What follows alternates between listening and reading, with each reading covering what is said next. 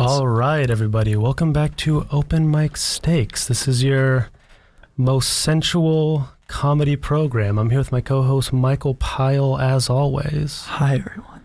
You're listening to Open Mic Stakes.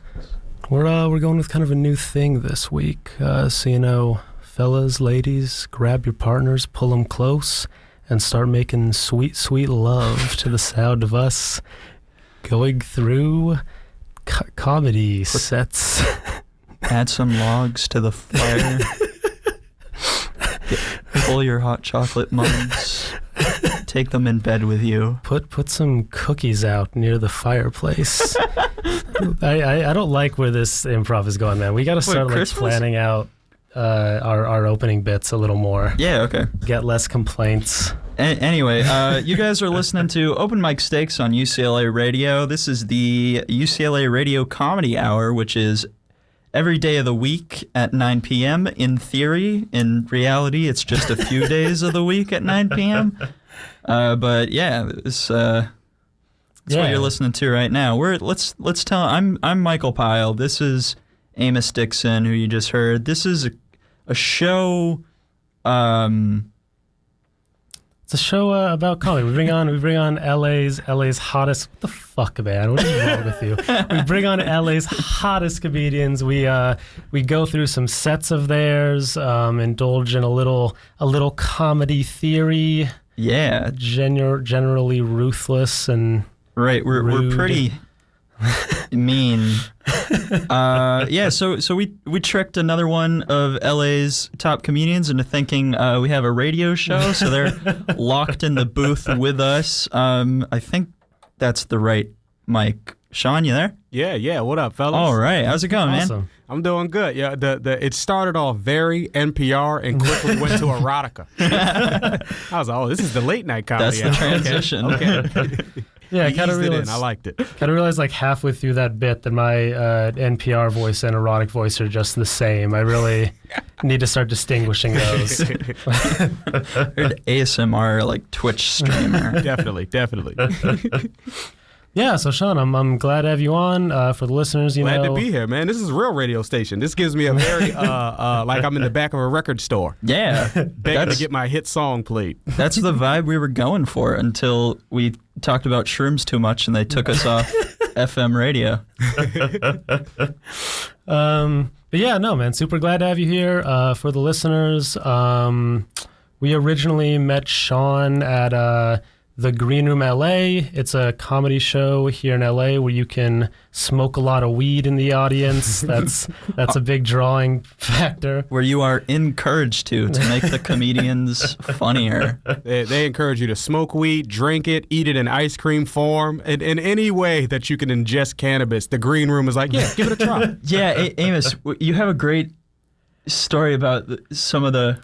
Yeah, I've been like kind of working with the Green Room people for a couple months, and while we were doing a show, I was just like behind the bar serving stuff, and they're like, yeah, help yourself to any of like the weed stuff we have, So I like took a couple. I fucking hate doing edible stories. I feel like edible stories are hack at this point. Everyone knows where it's going. This one's special. Tell them this one was this in the backyard? This is in the backyard. Yeah. Okay. All right. I have a compound with that story. So give me your play-by-play tonight, because I also dealt with someone who went through their own experience because they thought it was regular drinks, and it turned out to be THC infused drinks. And on the drive home, she realized. But go ahead.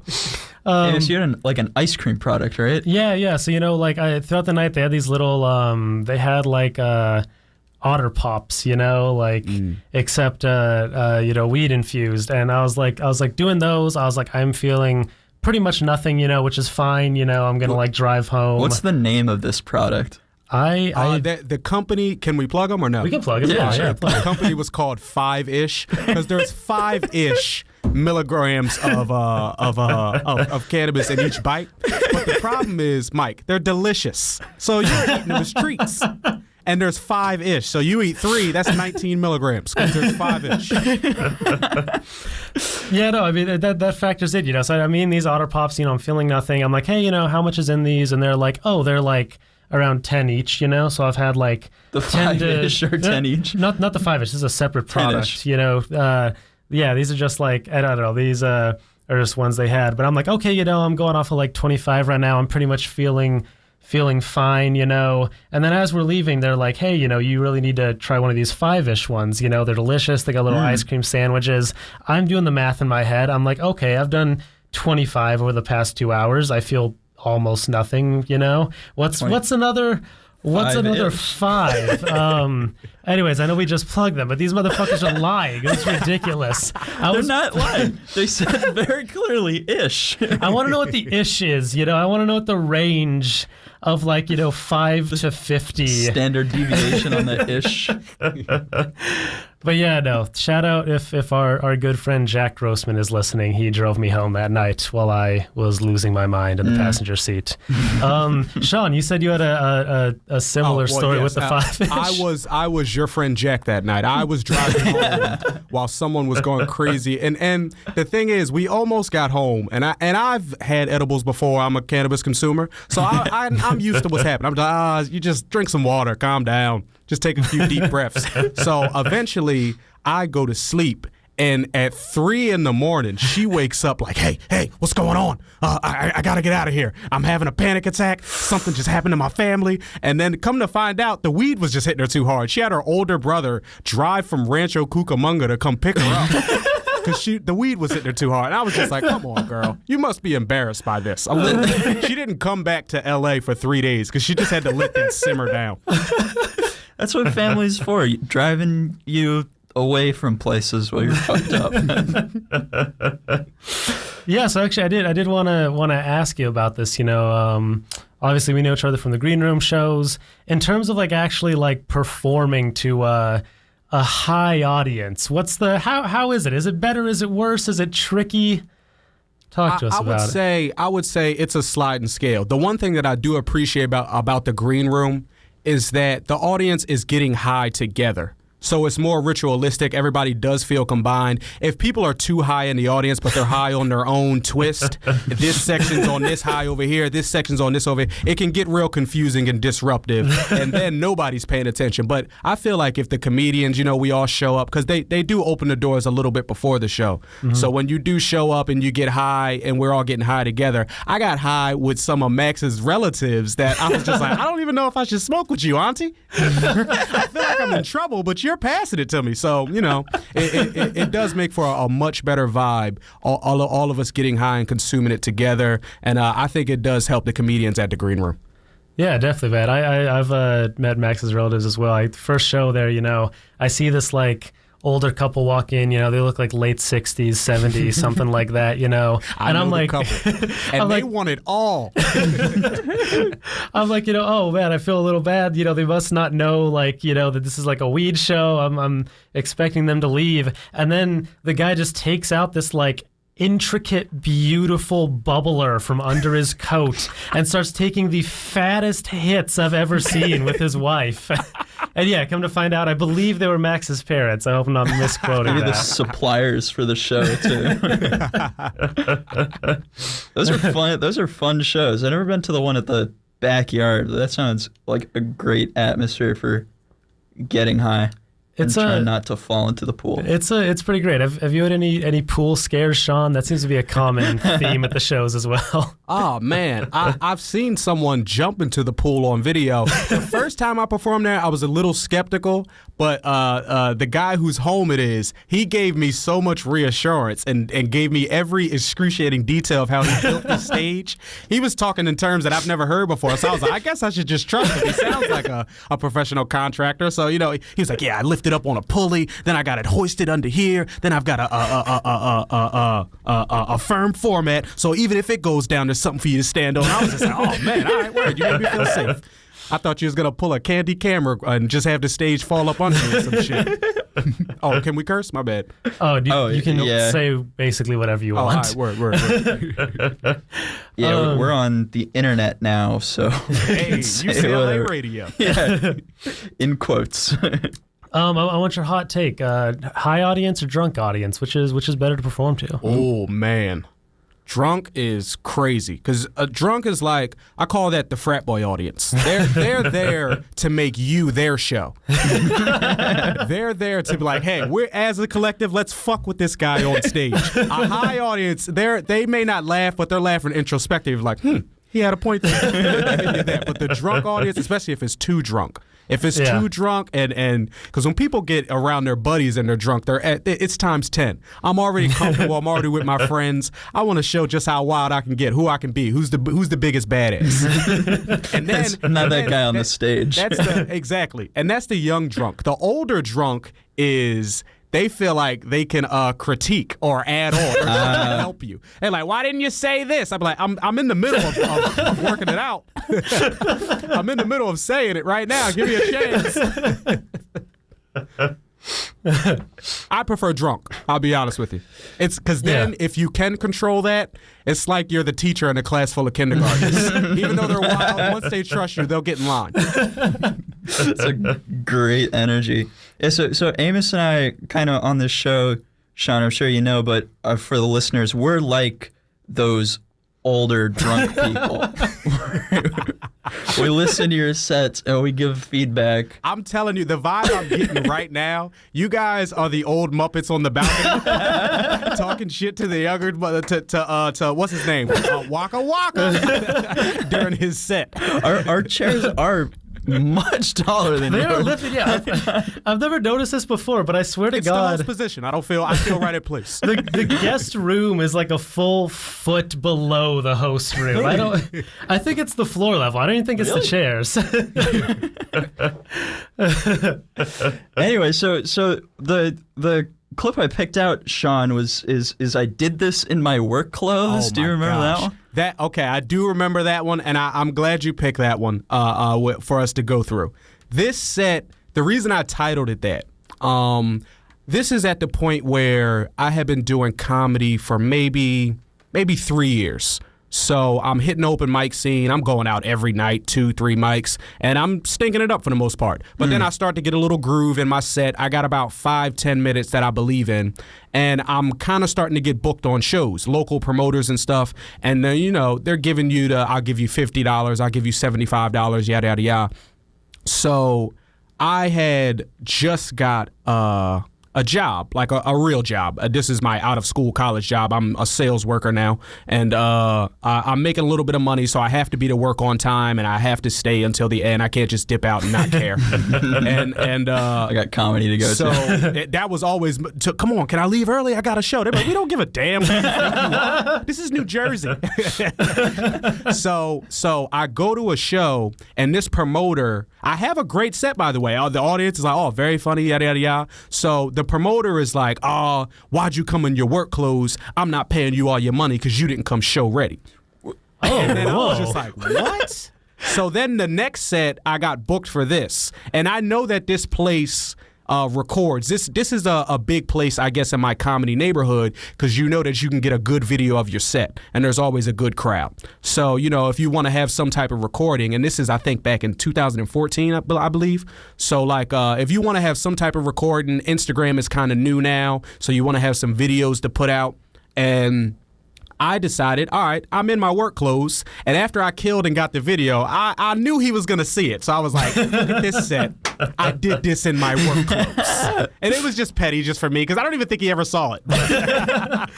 I can't believe it does have a single dislike. I think we that might be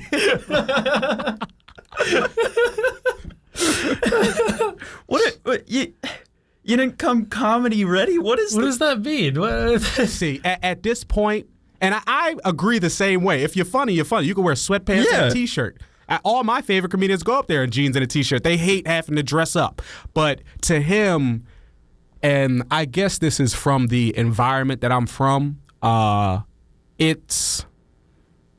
he is from the capital of New Jersey, which is called Trenton, New Jersey. But it is not a very nice area. It's low-key the slums. And shout out to Trenton. There's a lot of beautiful places in Trenton. I'm not trying to shit on it, but it's a rough area, and that's where he's from. And he grew up and then moved to another rough area called Camden, New Jersey. So the type of crowd that this promoter, for lack of a better term, they were niggas. Not in the sense that I don't love niggas, but they were niggas. And they were black people, and there's a difference between black people and niggas. You guys have seen Chris Rock. Yeah. But, okay. So they were niggas, and I understand what that crowd is. It's a little bit more rowdy of a set. He feels like in order to impress this crowd, I needed to be dressed to the nines. And as him putting me on the flyer, yo, this is the new hot comedian coming to the stage, he felt like I let him down a little bit, or I disappointed him. To let you guys know, this show was in the basement of a bar. It wasn't like we were at the Four Seasons or somewhere luxurious. I was like, bro, I could wear what I want to wear here. I'm probably dressed better than the audience. This is my work clothes. like the club promoter with a single tear. You let us down. Yeah, all right. Let's hop into it. Let's hear it. My coat or my scarf for me, yeah, I smell like weed. I smoke weed. If you guys, smell my coat or my scarf for me, yeah, I smell like weed. I smoke weed. The cat's out of the bag. That was me. And the thing is, people always get on me about smoking weed, like my family and shit. Like the holidays just passed. And, Christmas was on a Friday and shit. And my mom was like, do you have to get high on Christmas? And I'm like, Mom, I got high every other Friday this year. Like, if I skip that Friday, I'd be doing myself an injustice. So she put me in the room with the kids, right? Put me in the room with the kids, then I'm reading the shit. They want me to read a story to them. I fuck with it. I the like only part I hate about this video, story. at this point, the camera doesn't move. No. So at this point of the joke, and this is when I'm at this point, because I still do this joke a little bit different now. It's a little bit different now, but I still do this joke sometimes today. And this is when I just started believing in this joke, because I know a joke's about to come. And I was so mad because the funny part of this joke is act out. Yeah. And because the camera didn't catch it, I was like, oh, what the fuck? All right, go ahead. Yeah, I've seen this in person, and that is unfortunate that you walk directly off frame for it. They hand me a Dr. Seuss book, right? When you're high, you kind of realize the other high people in the world. Like if you was walking down the street, you're like, wait a minute. He was nodding off in the middle of his text message. You walk into he's like, oh, okay. Yeah, high too. But I'm reading this Dr. Seuss book. It's festive. We reading Grinch Who Stole Christmas. I found out that the Grinch might have been a crackhead, y'all. You think about it. He live on the outside of town. Everybody know him, but don't nobody fuck with him like that. He come around on the holidays. Hey, man, hey, nephew. He's met with the gifts. Bring the gifts in the house for the kids. Come back late at night, steal all the gifts at once. Yeah, super struck, y'all. Crackhead. Then Dr. Seuss wrote a story about a pimp. He didn't call him a pimp, but I know a pimp when I see one. He was a 6-foot-tall cat. Walking with a limp, talking in smooth lines. Even had 2 hoes. Smooth lines. Thing 1 and thing 2. I heard hoes when I see Thing 1 and thing 2, they was some hoes. They had blue hair, they came out the box, all they want to do was have fun. That's what girls say when they do some new shit. Wow. Girls love to have fun. Okay. Oh, so man. immediately after this, now I had been doing comedy for a while and written jokes that I believed in. This was kind of the first joke that I was like, yo, this works. Like I was proud of this. Yeah. And looking back, the person was absolutely right, which is kind of why I try to change the joke now. But after I did it, after this set, a comedian walks up to me and he was like, you bit off Dave Chappelle. And I was just like, oh, what? Because in the joke, I say, they didn't call him a pimp, but I know a pimp when I read one. And Dave Chappelle has the Sesame Street joke. Even had the nerve to put a pimp on there. They didn't call him a pimp. They called him the count. You can see him counting. Bitch, where is my money? You've been late 4 times. You have been counting. What? And I know that this joke, but just that one line of, they didn't call him a pimp, but I know a pimp when I see one. He was like, you ripped off Dave Chappelle. And I was just like, damn. And for a while, I didn't even do the joke. I was just like, oh, I got to find some better shit. But now I like the joke. It's real to me. I don't feel like I bit off Dave Chappelle. I mean, I guess he did inspire the joke because I fuck with Dave mad hard, and I was listening to Dave heavy then. But I mean, I still think it's my joke. Also, the I don't know. I know a pimp when I read one. Like that's hilarious. Yeah, it's really fucking funny. Yeah, I don't know. It's weird having like a set like that where you have like, you realize, oh shit, like one line is kind of similar to another comedian. Fuck, do I scrap the whole thing, you know? Yeah. I think the crazy part is random audience member realized that, oh, I remember the connective tissue of one Dave Chappelle bit. I think maybe because he was a comedian that was also on the open mic circuit, so maybe he's seen me work the joke out a few times There and you go. build up to that. He was like, "Oh, he's got it. Fuck that." Oh, wait, you want to get back to it? Because I know what I'm about to get into. Yeah, let's hop and in. this cracks me up.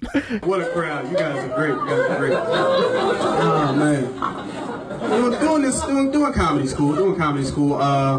I don't know if you guys are on Instagram, but Instagram is weird. Instagram kind of makes you look like a life that you don't really live. Like, nobody's going to put the bad stuff in their life on Instagram. I just got laid off. Let me put it on Instagram. Like, nobody's going to promote that. Of course, you're going to promote the good stuff in your life. But you get the wrong type of attention with that. What I'm saying is, you know, with doing comedy, I used to get a lot of attention that I really couldn't handle. A lot of young girls would try to fuck with me. And I couldn't handle young girls. If you give it to young girls good, I know you know this play. When you back in the day. Before the ball, he had the J curl and shit. You know how he was back in the day. God, I wish we could see the audience right now. No, but when you were a young girl, you give it to a good, she be old. At daddy. this point, I can't be everyone that. in the audience is at least 10 years older than me. I may be 23, 24. So everyone's like, "Who's this kid talking crazy?" That's a great, when you're like, I don't know.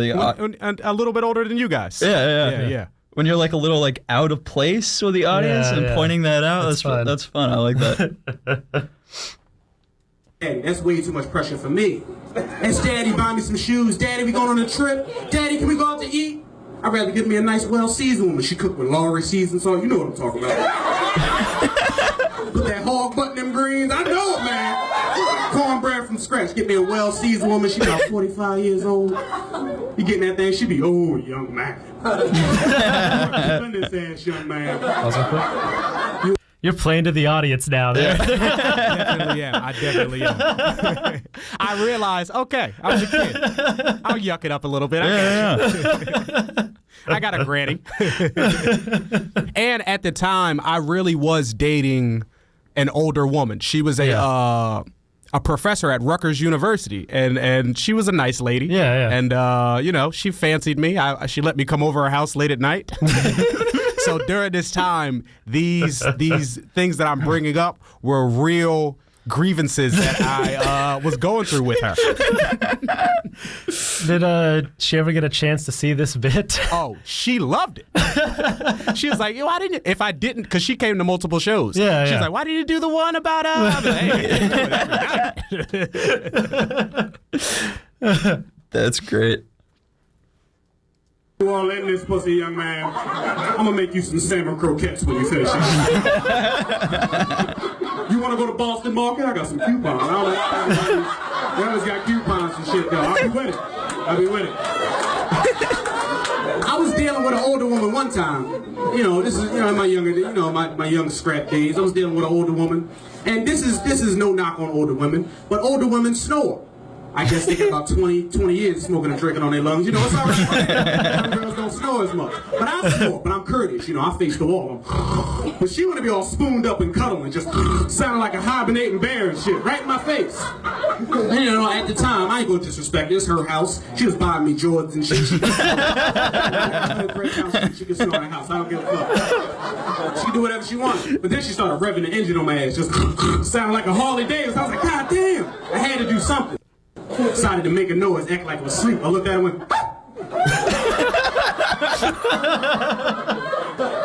The act out there is great too. Like you looking over and checking to see if she woke up.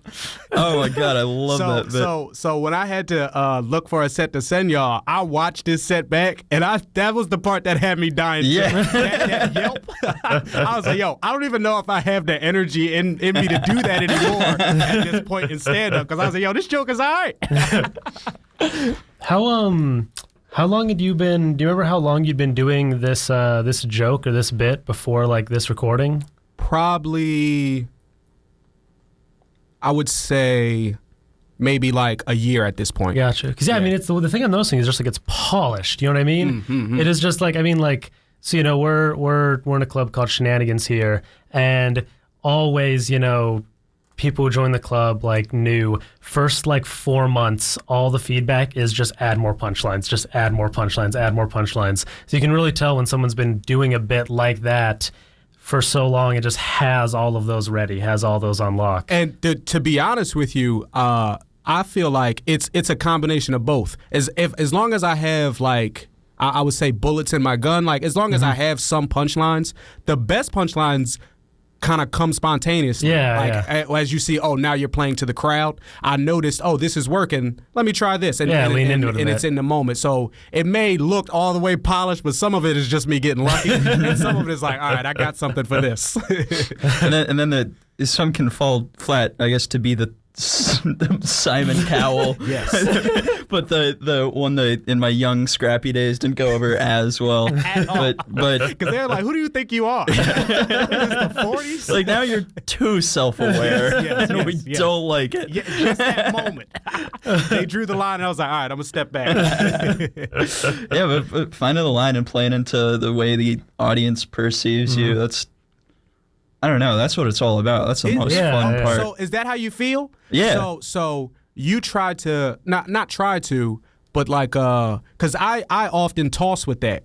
Like I said, okay, this is the room that because I heard you guys say you want to see the audience. You want to see these people that are interacting. Yeah. I can describe it. It's an older room, but it's a mixed room. Not everybody's one race. And that's honestly the rooms that I like the most, where I can point out some cultural differences that'd be like, no, we all go through this. This race goes through this race goes through this. So we're all feeling this in our household. We all don't like our mom when she comes home from work. We all get mad at our girl for making us try to wash the dishes or shit like that. It's not a bunch of differences, but I would say in a black room, I often fight that because I'd be like, yo, I know how black people perceive me, and I'm not that. They may perceive me one way, and then I get up there, and I'd be like, hi, guys, I like Pokemon. And they'd be like, who the fuck is this? You're talking about Pokemon and shit. And because I come in, I'll have on my Jordans and shit. I'm smoking weed, and, I know all the rap songs, and then I'm like, no. And they're like, what the fuck? So I often be like, damn, should I, for the lack of a better word, nigger it up? Or should I be like, nah, man, just, be you. And I've even taken some bombs just trying to be me. And then my friends would be like, yo, why didn't you try to relate? You did 12 minutes on Naruto. What's happening here? Nobody responded to the first Dragon Ball Z reference. Move on. This is all foreshadowing for when we talk about the animation and the anime stuff later in the show.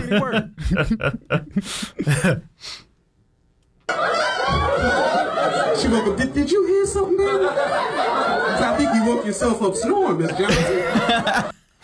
That's great. Also calling her Miss Johnson there for the first time. Even though we're having sex, she's still Miss Johnson. Put your sweet goddamn mask on and turn over and get this dick. Let me tell you some real shit, man. I was messing with an older woman one time. This is some real shit. I was messing with an older woman one time. She had that vaginal rejuvenation. Okay, right here. I noticed the joke is working, and I was like, let me try some shit. This is definitely me trying some shit. That's a slight stutter. I'm very curious. It's amazing. I don't know if y'all know this, but she had the pussy 2.0 in this motherfucker. That shit was brand new. Shit had different settings. Sprinkler, cruise control. I think Apple's coming out with one next year. I pussy. Calling it the forbidden fruit. We got one ooh in the audience. I love the ooze. Pussy's a tough word, man. I can't. Yeah, I don't know how to say it on stage. It's got to hit. It's got to be like a stinger. You can't drag it out. Yeah. It can't be like pussy. Yeah, I lean into my awkwardness with my persona sometimes, but I can't even make that good awkward.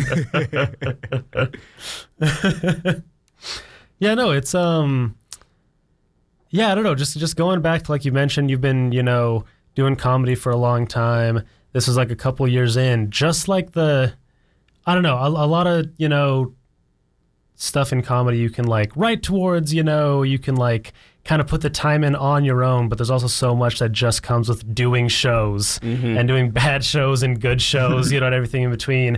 And just like, the level of like confidence and like experience up there is pretty clear, I would say the thing that helped me the most, especially in the very early years, was having comedy homies. Like having people that not only was I seeing these people that open mics, we were riding in the car together, cracking jokes. Yeah. And then after my set, it's all keep that, or that didn't work, or you bombed, or you did good tonight. Like having that feedback and constant, we're growing together and we're sharpening our swords together, that constant help, it helped me so much to where I think it still comes across now to where I can do 2, 3, 4 shows in a night and it not be a big problem, because back then it was like, all right, I can't go to New York by myself every day of the week, but if I'm in a car with 3 other people, okay, we can all pitch in for gas. We can all pay the toll together. We can all get, a bucket of chicken together or whatever like that. And having that support system definitely is what helped me, because even my mom was like, why are you doing this? You just graduated from school, do something with it. I was like, no, Mom, but this is what I want to do. But and having those people who were also educated, went to school, had jobs, had families, but it was like, nah, we cool, let's do this. And them happening to be in the same area, that helped me a lot. Do you have anyone from like those early comedy days that's like out here in LA you see it on? I don't know if you know Stevie Brown. I don't think so. Stevie Brown, he's pretty popular. And another one, he goes by Joke and Word now. He does poetry and comedy, but he's up in the Bay Area. But Stevie Brown, he's in the LA area. He's pretty popular. And he moved out here a year before I did, because we were supposed to move out here the same time, but I broke my leg on Christmas, so I couldn't move. On Christmas, right? Doing some dumb shit, okay? All right? Well stoned. I was trying to do the leaf whirlwind hurricane kick and broke my leg. I'm embarrassed to even say that shit. Oh my God. I hadn't finished Naruto by yet, so I was deep in it. I was all in it. And got a little too drunk and, playing around with my buddies. My one friend who also lives out here, he's a producer. He produced Started from the Bottom for Drake. And but he's a super nerd as well. Like he has Naruto headbands. He's the one who put me on the show. So he's got on his shit, his Akatsuki uniform, and we're talking shit. And he's, we're just playing around. And I tried to do some shit and drunk and land wrong, cracked my fibula, and he didn't even believe I was hurt. He was like, "Yo, get up, you're just drunk." I was like, "I don't think I can walk, man." Oh my God, man. All right, before let's hop into the rest of the set, but real quick, anyone listening, feel free, drop some questions in the chat. We're going to be going to the phones in a bit here. You got to drop some questions in the chat. There's no chat. Just text me, message me on Instagram. I don't know. If you have questions, send them in. Just, you know what to fucking do. We've done this bit for like 4 episodes. Come on. Don't give me this shit now. We've done it once, and I wasn't sure we were going to bring it back. We're bringing it back. All right. All right. Yeah. No, but dealing with older women, sometimes it's cool, sometimes it's not. I don't really like an older woman who tries to act young. That's not for me. I want an older woman, she acts mature. I was dealing with one older woman. We went out to the clubs. This part of the joke died tonight. Like this part of the joke doesn't come back. It was on the cutting room floor after the night. She talking about, yeah, Sean, I know how to dab. I was like, bitch, just dab. What you talking about? Then we used to always go to the movies. But we had to go to the 9 o'clock show. We couldn't ever go to the late show. We had to take a nap at 7. That way we in the house by 11:30. I get in that ass by 11:45. Gotta get it for the stroke of midnight. You know what I'm talking about. She used to try to text me nasty shit. Like, yeah, I just took my teeth out. You want me gnawing that thing around? I mean, pretty good reactions. Like, I think now that they're just bought in. Yeah, totally. Like this guy. What's he talking about? Yeah. Those screams are funny. Was that the end of it? I think there's one more. Oh man. It was wild, man. I don't know, man. I like doing this comedy thing. It's takes me to a lot of cities. My mom always, make sure you be careful, but I got a defense mechanism if I ever run into any trouble. Because, everywhere's got good and bad areas. I don't need a gun. I don't need a pepper spray. I get a stack of tracks, stack of Panthers like Jehovah's Witnesses. See everybody switching up like, hi, have you heard the goodness of Jesus Christ? Always works for me, except for Halloween, that's when you can bother them. Knock on their door when they don't want to be bothered, you get it. But I'm going to wrap up. Oh, man. Got the elections pause coming it. up. Now, this last joke, I hate. And now I'm about to confess something to y'all that is going to change your outlook on me. I stole this joke from, like, a popsicle stick or something. This was like the first joke I would do when I didn't have anything, and then it just ended up being my closer because I knew I could do it with my eyes closed. But I hate this joke. I hate myself doing it. I just hate it. Eyes closed, envisioning the popsicle stick. Exactly. No, we'll talk about it. So a man died, and he went to heaven. I'll wrap up. Got the elections coming up. So a man died, and he went to heaven. When he got to heaven, he asked the angel, what are all those clocks over there on the wall? Angel said, those are lie clocks. They represent every human in existence. Every time the hand moves, that means the human's told a lie. He said, wow, whose clock is that? He said, that's Mother Teresa's clock. Hand has never moved, meaning she's never told a lie. He said, whose clock is that? He said, that's Abraham Lincoln's clock. Hand has only moved twice, meaning he's only lied twice in his entire life. Then the man asks, where's Donald Trump's clock? So that's in God's office, using it as a ceiling fan. That's an iFunny joke, everyone. If anybody is ever scrolling on iFunny, you'll see that in all the features. No shot. I had to play that because I absolutely loved it. I'm like mourning Norm Macdonald, and just the hacky book jokes are like I like love right so now. Fun, yeah. That's exactly what it was. Yeah. Joke book joke. Also, just the like change up from like your other persona and it's really funny. That immediate switch. Like who's this guy now? It's just like Norm like reading like his index cards. It's like a great energy. Yeah, no, oh my God, that was a fun set.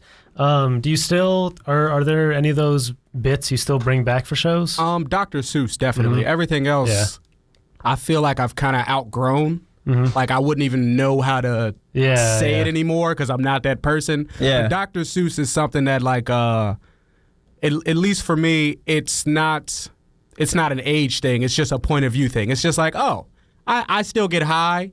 And because of that, it makes me think of like, oh, this cartoon character, he gets high. Like, have you ever watched, you ever remember the show Rocket Power? I've never heard of this. Word. This was early Nicktoons. This is like around As Told by Ginger. This is the early days of Nickelodeon. But it's this show Rocket Power about skateboarders, and his dad was a Hawaiian stoner. He was always high, but they never said it in the show. She'd be like, I think he might be high. That was the favorite go-to of like every like 90s kids cartoon, They would just have one character with just bloodshot eyes walking around and just all the writers, they're like, never gets old. Let's do this for 8 more shows. Shaggy lasted decades. Yeah. Him and Scooby-Doo.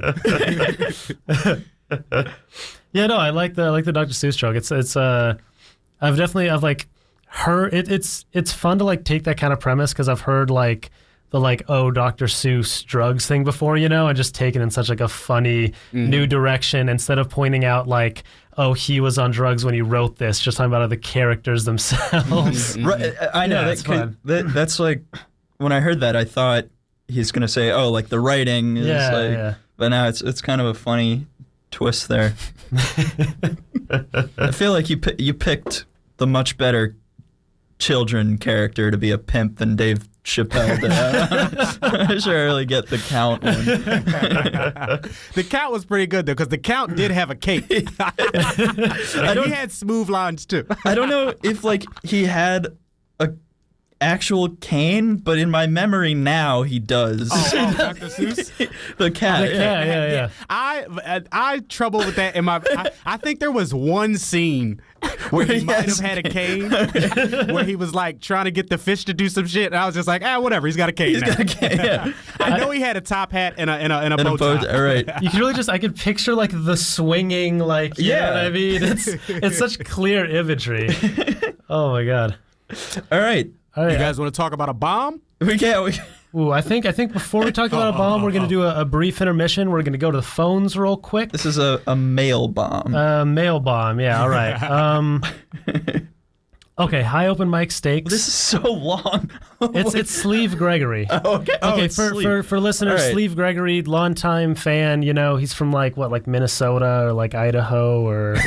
Yeah. He's from. pretty He far. seems to change. I don't know. We got a big Midwestern artist. Hard to keep track. Sleeve moves around also. So yeah. Last episode we helped console him. You said his name is Sleeve what? Sleeve Gregory. Sleeve Gregory. What up, Sleeve Gregory? All right, hi, Open Mic Steaks, Sleeve Gregory here. Sean mentioned in his show the concept of being out of place with the audience in regards to age, and I have experienced a similar problem. I am often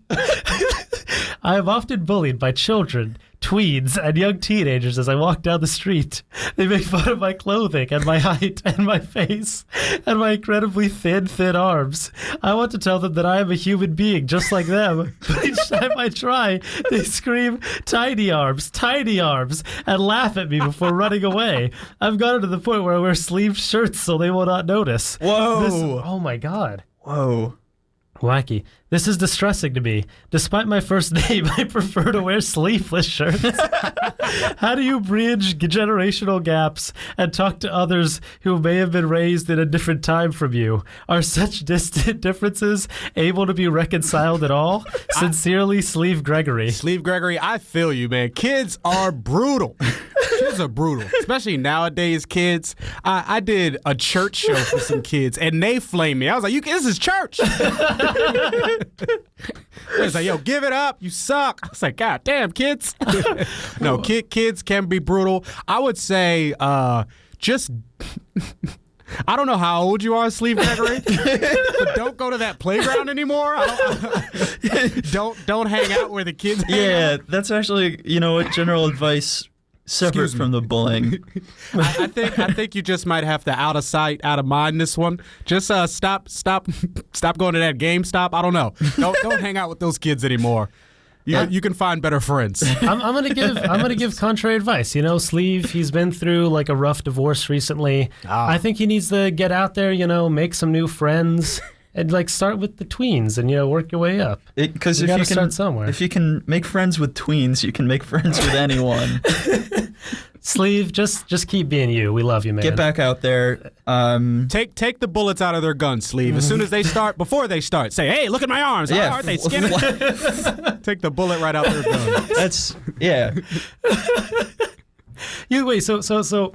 Sean, you mentioned you did a church show. I want to hear more about this. I didn't know this was a possibility. For real? I was recently on my homeboy show, and we were talking about this. I asked him, did he ever do church shows? And yeah, see, where I'm from on the East Coast, there's not a lot of comedy clubs. Mm-hmm. So you're like, yo, I gotta get it how I live, like whatever opportunity I can get. And there is a market for, I would say, Christian comedians. Good, clean. Yeah. Good, clean fun. And at the time, this was around the time of that set. You can see I ain't that.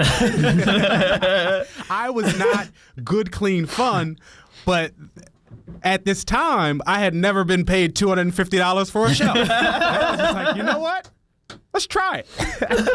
So I went there. Church has money. It started out me trying to make plays on the Bible, but I saw that falling early. So then I was just trying to do my regular set without cursing, and I would get to the punchline and be like, "Yo, even if I don't curse, it's still vulgar." So I was just like, "I can't say that to you guys," because it wasn't the saints. It was.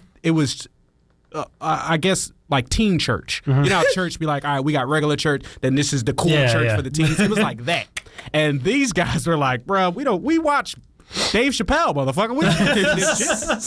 They're cussing more than you are, just so the audience. With their heckles. The only laugh that I really got was making fun of them. Like, oh, y'all look like the knockoff Ray Shremmerd or just making fun of people in the audience. And then the person who booked me was like, no, you can't do that. I was just like, oh, all right. That's all I got. Bye. And the fucked up part is I know a few Christian comedians. So I tried to have me be the opener and have one that's an actual Christian comedian be the closer, but he just couldn't make it that day. So I just had to go up there by myself and eat the Bible dick. I was up there bombing for the Lord. But they still paid me, so, you know. Oh, my God, a church show. Could we, like, try to get book a church show? That'd be awesome, man. I'd love that. We need my to God. record stage recordings where we look like nice. Yeah. We're like in suits. Yeah, we have like the crucifix, you know. Polite. We're doing the Hail Mary. Yeah, we got nice like calm titters from the audience. I had an RA who is now a youth pastor. I can try to hook us up with. Wow. We had a good relationship because every time, you know, whenever I lived there for a year, he would like come to our door and like knock on it, and we'd be like busy doing some shit, and he would just stay to talk there for like 30 minutes, and he would say "we out here" about every 5 seconds. And he is now a DJ and youth pastor. Wow. Who does like remixes of like Bible songs. Wait. He does biblical remixes of songs, or he does remixes of Bible songs? I think both. Like he'll take a DMX song like, we about to praise the Lord. Up in here. I like LA church though. Coming around from LA church is like a show. I went to, I guess, a big church. I don't know if you ever heard of TD Jakes. No, I haven't. Or he's a Joel Osteen level preacher. Oh, okay, gotcha. He has a church out here, one of those mega churches, and I went there. I was like, yo, this is a Kanye West concert. There's smoke and people's face painted, dancers. I've seen one of the comedians I know in the choir. I was like, I know you do drugs and fuck bitches. What are you doing here? And then he came out, you know, in his pimp gear. He was on fire. I was like, yo, this guy's jokes are hitting. It's clapter, whatever he's doing. I was like, he's having a great set right now. Wait, was this during the service? Huh? Was this during the service, or was this just at a church show? No, this is during the service. This is Sunday prime time. I'm talking about they had mimes out there dancing, literally smoke machines, lights going. They had a VIP section. I was like, this church is fire. The church VIP section. Oh That's my God, like, man. What's it called? Allowances? What are the indulgences? Oh, That's yes, definitely. That's ridiculous. You can sin all you want. But then you get into the VIP section. They're bringing them like bottles and shit. Oh my God, man. That's so. I feel like we need to go there just to get material. Like It's called One Church LA. I'm telling you, it's a great church. I love it. Oh my God, man. That's really fucking funny. All right, do we want to get into another set here? Well, I want to hear a story about a bomb. Actually, yeah. Let's get back to it. I'm comfortable sharing this story now. When it happened, I definitely was not. Yeah. So how many years ago was this? Let's say, I'm gonna say maybe 7 years. So a year before the set we just watched. Okay. Yes. This is when Dr. Seuss joke is new. It's brand new. I haven't really tried it yet. So I auditioned for the Apollo. And I do the Dr. Seuss joke at the audition, and it goes crazy. They love it. I get booked on Showtime at the Apollo amateur night. I'm excited as hell. My mom is like, finally. Like, I was trying all day to find a video of this set, and because I deleted it, but I wanted to send it in, but the pictures on my Instagram and shit. But so I'm on the Showtime at the Apollo. I go there because you got to go there for dress rehearsal and to get the mics and all that stuff. So you got to show up early as hell. And during dress rehearsal, I didn't really want to just do my material because it's just the performers there. The audience is empty. So I'm really just riffing. And they were like, stop, do the jokes you're going to do. And I was just like, oh, shit. And it made me kind of nervous because I don't really like to, I like to be in the moment. Yeah, it's best when I'm in the moment. So I did the jokes I was going to do that night. Nobody laughed during the rehearsal, which I expected. So as you know, at the Apollo, they're allowed to boo if they don't like you. So I was up third. And booing is like a cap. Once you open it, there's no closing it. So I was third. The first lady, this was actually, you guys can fact check me on what year it was. R.I.P. to Prince, but it was the weekend Prince died. Whenever that was. I'm not sure what year. That might have been 14 or 13 or whatever. But it was the weekend Prince died. And so they're doing a tribute to Prince during the show. The opening act is a gospel singer. And I'm talking about old Aretha Franklin, big black lady gospel singer. And she's singing to Jesus. So the crowd's not booing that. The crowd's not going to boo you singing to Jesus. And then she's singing the song, I Am Free, slow and dreary. Then they put up the Prince symbol and purple lights. She's wearing purple. She starts going, he is free, singing about Prince like it's his funeral. The crowd's not booing that. She gets a pass. All right. The next act is this interpretive dance. And she flew from Japan just to do this show. She doesn't speak a lick of English, but she goes out there, she's going to do this interpretive dance. She gets out there. Transcends language. She gets out there, does her first move. The crowd is not having it. Oh, no. Shit. They are giving her hell. The Sandman comes out with his cane dancing. She runs off stage crying. Oh, the my host God. goes out Oh, my there. God. Well, we got a comedian next. Let's see if he's funny. So I go out there. I go out there. It's an introduction, man. Oh my God. That's quite an introduction. I go out there, and this is where I went wrong. I saw what happened to her, and I was like, yo, I got to hit him quick.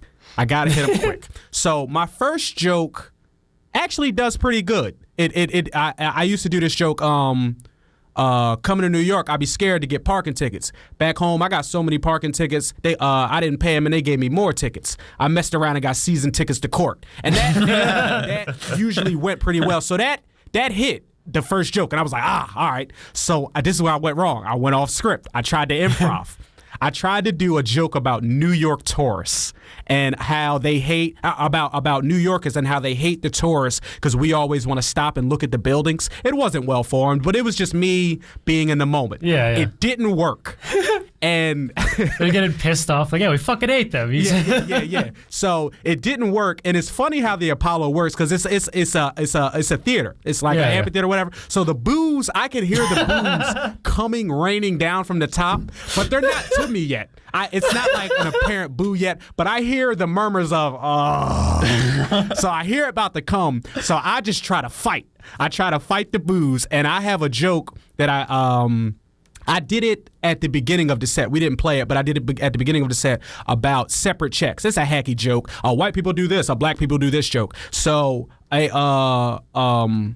tried to at the time. I didn't believe in Dr. Seuss shit. I don't know why I didn't do it. It worked in the audition, but I didn't do that. I wanted to do this hacky shit. So I tried to do the hacky joke, and how it starts is something about a restaurant. And the boos are at me now. So the last thing that I say on the stage is, I eat at restaurants all the time, man. And then I just walk off.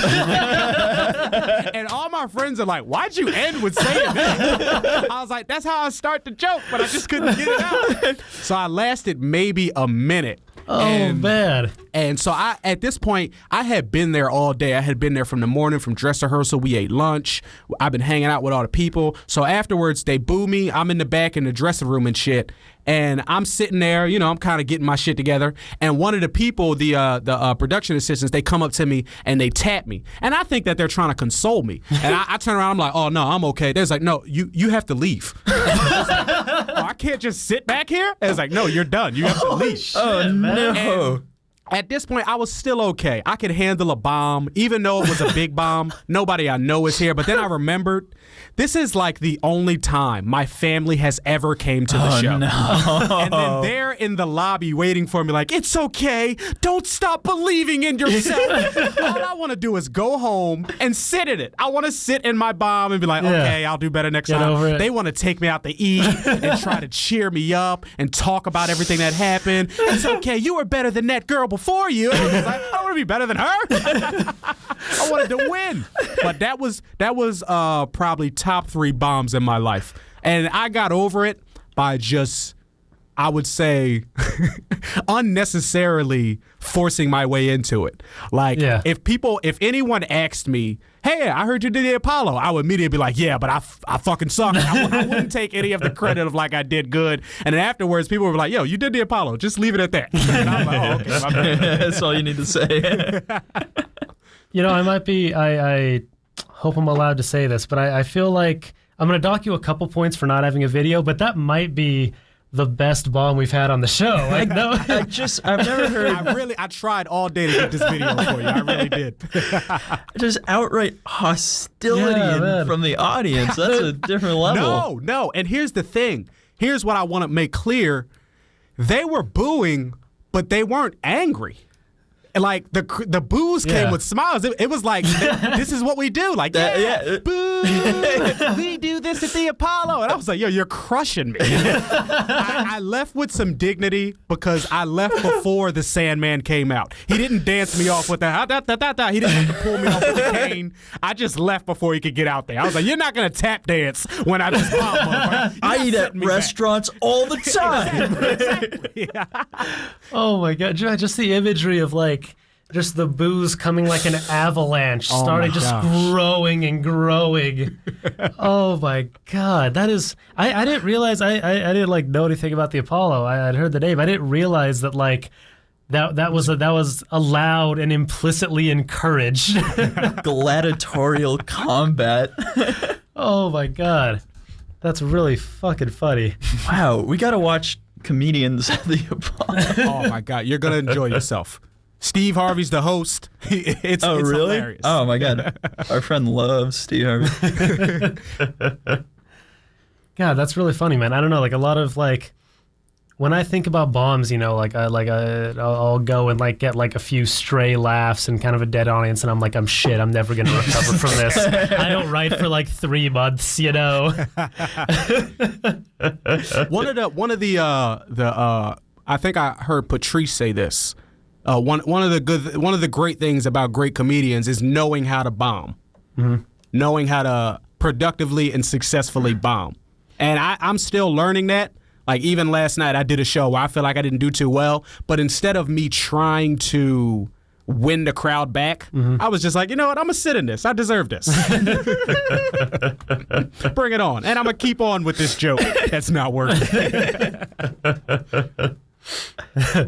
I think it's because I was too cocky. I've been having good ass sets at the Comedy Chateau, and I was like, I was feeling myself a little too much. And someone asked me, "Are you ready for the show?" And I was like, "Ready? I'm the baddest motherfucker around." And that energy right there is never good for stand up. Yeah. All right. So I think we're starting to come towards the end of the show here. Got like about 3 minutes left. Sean, it was fun having you on. Dude, it was really great. Thanks for having me, man. Hell yeah, the hour blew by. It really did. Yeah, we check. You wanna plug your Instagram real quick? I was gonna write it down before the show, but you're gonna have to do the work for us. Where can people find you? What do you got going on? You can find me Shawnee Mac _comedy on Instagram. That's SEANYMAC _comedy. I'm at the Comedy Chateau every Saturday, the 7 o'clock and 9 o'clock show. If I'm not there, you'll see it on Instagram. I'll be at the Green Room with Max and Allie. You'll see Mo's there. And yeah, man, I'll be out in places. I'll be posting flyers. Yeah, definitely. Can we plug? We didn't get a chance to just type in hashtag things to do LA. You might see my face. Yeah, no, we didn't get a chance to talk about it, but I know you also do animations. Are those up anywhere? Oh, hell yeah. You can see some of my earlier work on my Instagram and on my YouTube. But I do have a brand new project coming out. It's titled Fits. It's about human archetypes and stereotypes portrayed as the clothes they would wear. So you got a pair of blue jeans, a pair of Daisy Dukes, a pair of skinny jeans. They're all hanging out. They're in their own version of Hollywood called Tinseltown, and it's got a bunch of up and coming comedians from here in LA. Alexis Miranda, Malik B. It's coming out on Amazon Prime, so I'll be posting about it as well. But it's a super dope project, and I'm super excited about it. I've pitched it a bunch of times since I moved to LA and got a billion no's, and we finally got a yes, and I'm super happy about it. Dude, that's fantastic. If you need like someone to do voice work, you heard Amos in the beginning of the show. You need someone to do an NPR/sultry If you need ASMR. If you need someone to play a frilly, lacy black thong.